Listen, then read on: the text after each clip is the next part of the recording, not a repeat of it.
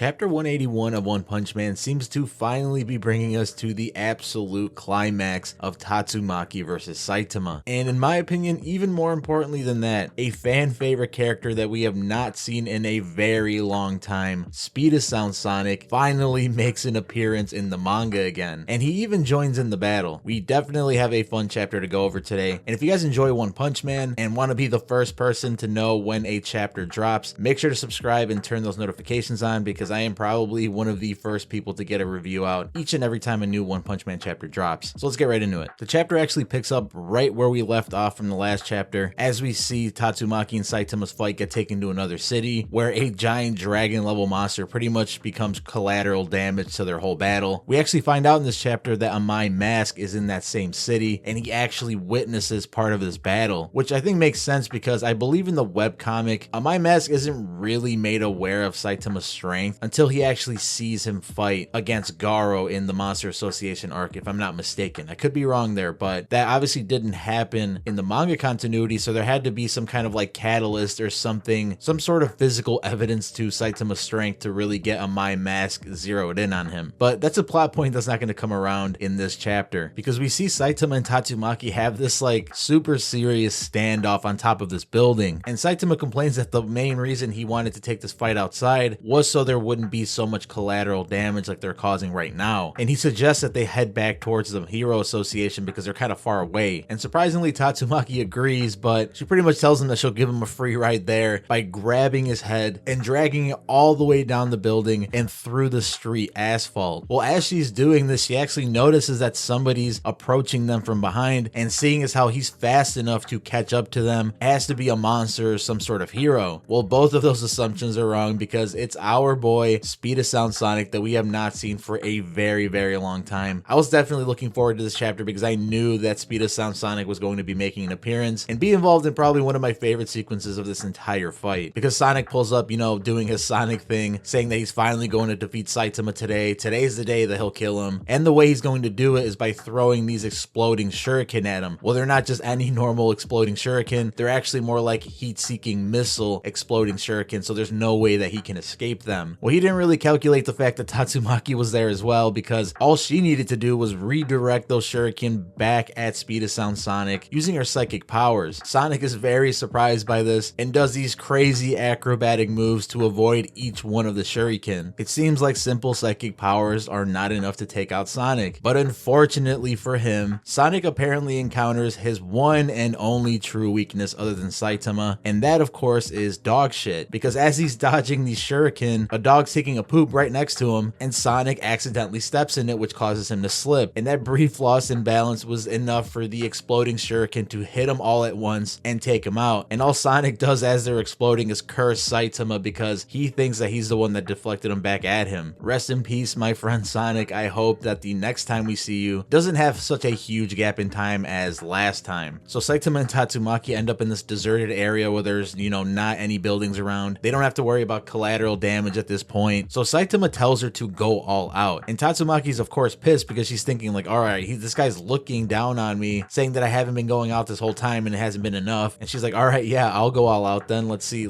how you like it. And before we can continue with them, we quickly cut to the Blizzard group that's kind of all butthurt after Fubuki disbanded them for being too weak. Some of them actually give up and they're like, all right, yeah, like she disbanded the Fubuki group. There's no reason for us to be here anymore. I'm done. Well, of course, Eyelashes is a real one, because he decides that he wants to go chase after her and not give up. Well, we see that once he meets up with Fubuki, he's going to be in for some real trouble, because we cut to Fubuki, who's literally just witnessing this incredible fight between Tatsumaki and Saitama. Like, I mean, look at this panel, guys. This is incredible. Like, there's rocks flying everywhere, shooting around like asteroids. There's this giant psychic tornado with lightning all around it, touching the sky. Like, this is straight up chaos is going on, and we cannot even see where Saitama and Tatsumaki actually are. So it's very nice to get some incredible art like this from Murata. I mean, every chapter has incredible art, but this is definitely one of the better ones in the most recent chapters. We also find out that King's trying really hard to get into Saitama's apartment, because apparently the elevators aren't working or something, so he can't escape, and there's all this destruction going around from their battle. But suddenly Saitama pops up and says, oh hey King, what's up? And just before King can really get much of a word in, Tatsumaki comes charging in and has this like super funny stare down with King. And I think it's so funny how we go from like this incredible incredibly detailed and just realistic, amazing drawing that Murata just had a couple pages back, and then we get this version of Tatsumaki where she looks like a little chibi character or something. I think it's pretty freaking hilarious, and it's just something that I really love about One Punch Man, how they can just kind of switch between serious and comical so effortlessly. But unfortunately, that's where the chapter ends, and I think we'll more than likely get the conclusion to this battle in the coming chapter. I know for some of you guys it's been kind of dragging on a little longer than you wanted to, but I mean, I prefer these kind of low stakes battles with incredible visuals over some kind of like in between stuff that like involves no fighting, like all talking. It's all just like set up to the next arc, like a lot of other manga do. I'd rather have this in between time with these like I said, low stakes fights that at least entertain us until the next big arc begins, right? But that's just my opinion. I definitely want to know your thoughts in the comments below. Let me know if you've been enjoying these past couple chapters or if you just want them to end already. That does it for today's video, guys. I hope you have an absolutely wonderful day, and this video made it just a little bit better, and I'll see you in the next one.